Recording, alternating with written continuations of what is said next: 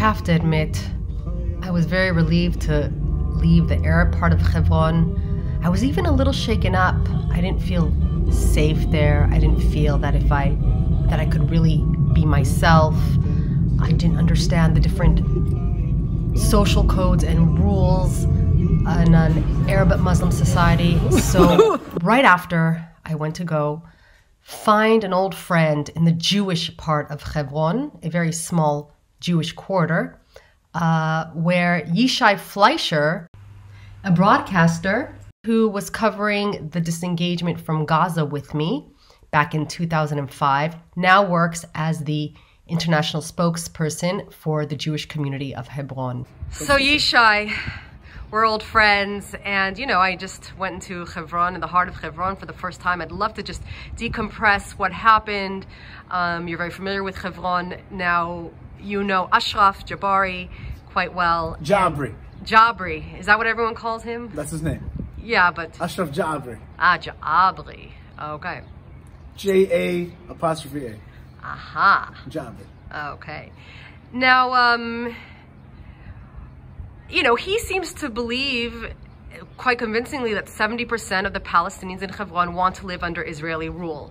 Now, I didn't speak to so many people. I felt a little nervous talking to people there, like maybe I'd be outed as a Jew and they wouldn't like that and would be hostile to me. Do you think? Well, it's more dangerous for them to be outed as people who are willing to live under Israel.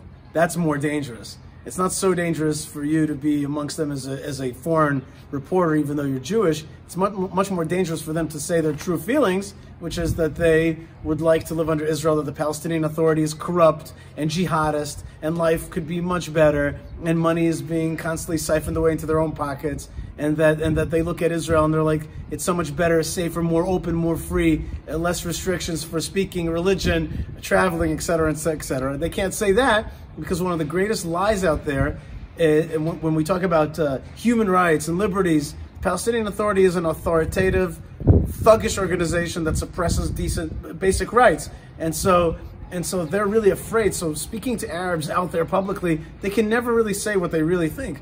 Sometimes one-on-one, when the camera is off, you can get them to say this stuff. You have to understand, I live here in Hebron. I'm the international spokesman of the Jewish community in Hebron. I work here in Hebron, actually. Guess what? You know, I live in South Korea, but my next door neighbor Palestinians, they live under the Palestinian Authority. They live in North Korea. They cannot say what they want. Some people have the image of Jewish settlers as very close-minded and hostile. And close-minded and hostile doesn't mean that you don't have freedoms. That's a totally different issue. We are not close-minded nor hostile. We are hostile to the jihad. If there are elements of the jihad that want to eradicate our Jewish rights here, our Jewish presence here, we fight for our justice and for our rights in this city that we've lived in for the last 3,800 years.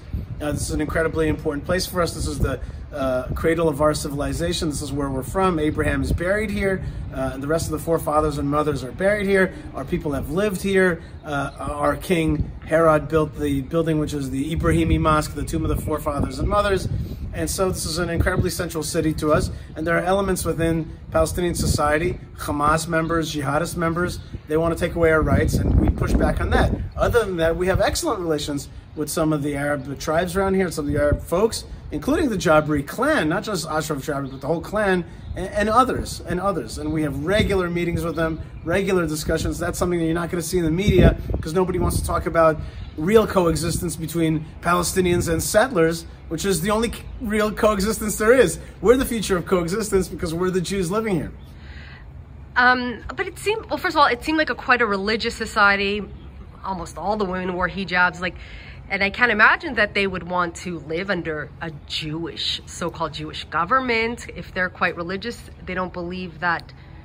You're right. You're right. And this city has a lot of religious and Hamas sentiment, jihadist sentiment. And so I don't think it's 70%, but there is a large amount of people that are tired of living in the situation, understand that Israel isn't going anywhere, and they understand that Israel is not going to be defeated. And so therefore they come to a different conclusion about how the future should look like. I notice also huge cultural differences. Let's say all these barriers are broken down, just culturally there's so many gaps in just the understanding of interpersonal relations and manners and the way people interact. So language, of course. So how do we even overcome just those language barriers? It's not West, shall we say? Well, Israel is a mix of East and West and other things like Russian and European. It's got a lot of different streams of influence. It's certainly not an Arab society, but we're a Semitic society. Our languages are similar. Some of our mannerisms are similar, but some are not. And we are a minority in their region, right? There's 6 million Jews within the 400 million Arab region. 400 million Arabs live in this region, and we're 6 million Jews. And then there are a few million Palestinians who are Arabs living in this region, in our country, so they're the minority in our country. So we're a minority in their region, they're a minority in our country. And so we're gonna have to figure out how to work together. As you can see by the relationship that we're growing now with the UAE, with Bahrain, with Oman, with Morocco, with the whole Abraham Accords, there is some way for us to work together. And at the end of the day, we work with Arabs all the time. Israelis shop with Arabs, live with Arabs. And so those Arabs who are decent, non-jihadist, who can accept Israel as the sovereign, we can live with them, we can figure out those cultural differences. You know what was really sad for me? It didn't seem like they have any playgrounds. So many kids are just in the street. Those are cultural, that's a cultural thing with the Palestinian Authority. When you see Arabs that live in regular Jerusalem, and they're always finding their way into the big parks, and they enjoy the parks, and they enjoy the barbecues, and they enjoy playgrounds. But the Palestinian Authority prefers to pocket money rather than build infrastructure for kids. And of course, under a sovereign Israel here, you'd see a lot more parks and green spaces and normal opportunities for Arabs to move ahead. Again, accepting the fact that this is the Jewish state, which is cool because we're a Semitic state. Listen, what is peace? I always say, what is peace? Peace is a strong Jewish Israel, an ethnic national Jewish state surrounded by strong ethnic national Arab states as our neighbors, working in cooperation. That's what nationalism is. Nationalism means peoples living on their land. So a Jewish state on its land with Arabs all around us in their lands, working together in cooperation. That's what peace is.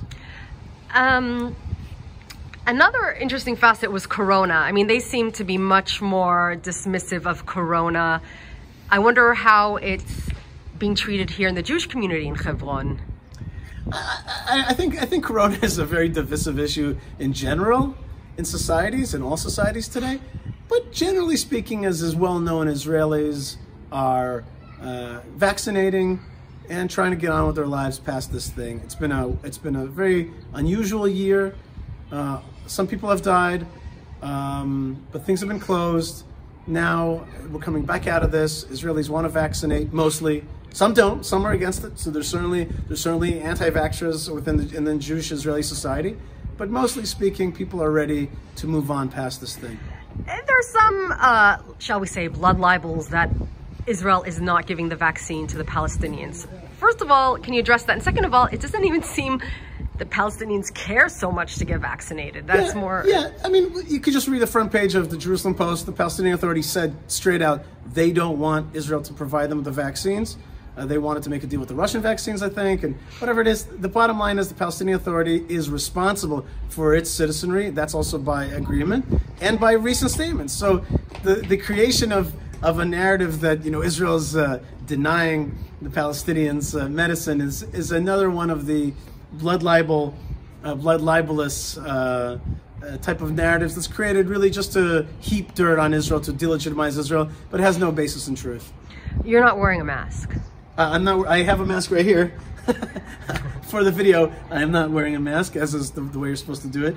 But sure, I wear a mask. And again, I'll be honest with you, it's really not my issue. I comply with the law, and I find it to be not something that I do what the law says when it comes to Corona. I have other issues. For example, asserting Jewish rights in Judea, getting rid of the occupation narrative, fighting the occupation narrative, and developing Jewish life in Judea and Samaria. So I've got many other issues, connecting with Jews in the diaspora, bringing people on biblical consciousness and tourism here. So I have many other issues. Corona is what it is. I'm doing what everybody else is doing. I'm not bucking the system. I'm just like everybody else. I got my second shot already, and and we're going on after. It's already, in my mind, it's a post-corona world already.